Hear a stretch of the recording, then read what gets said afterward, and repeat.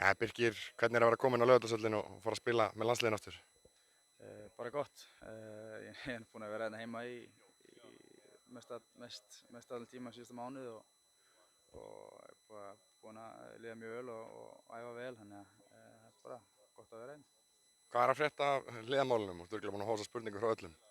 Jú, ég er búinn að heyra þetta nokkrum sinnum en þetta bara verður að svarast.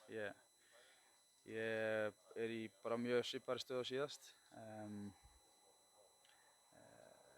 Það er mikið af hreyfingum en bara hefur ekki komið það sem er best fyrir mig og þannig er staðan bara í dag. Og ég skil alveg að þú getur ekki talað um liðin, en hvaðan ertu að fá þessi tilboð? Það er bara út um allan heim. En ég ætla svo sem ekki að fara meira út í það en það hefur bara ekki verið það rétta fyrir mig. Hvernig þú skorað 3 gegn Frökkum, hvernig leggst það í þig núna að fara að spila á móti þeim á föstudaginn? Heldurðu að þú getur sett eitt í viðbót?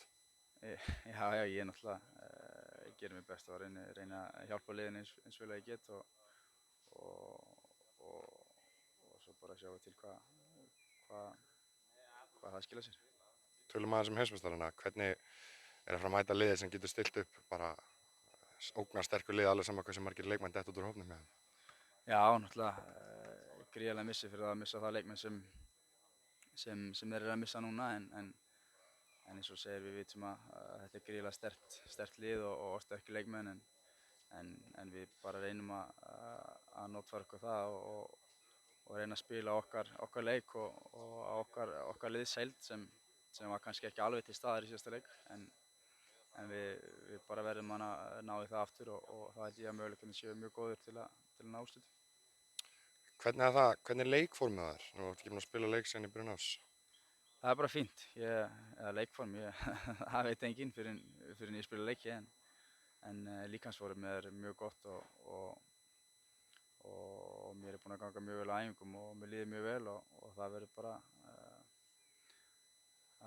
að vera þannig og ég bara að gera mitt besta í því hlutverki sem ég fæ. Tilbúin í 90 mínútur á föstudaginn?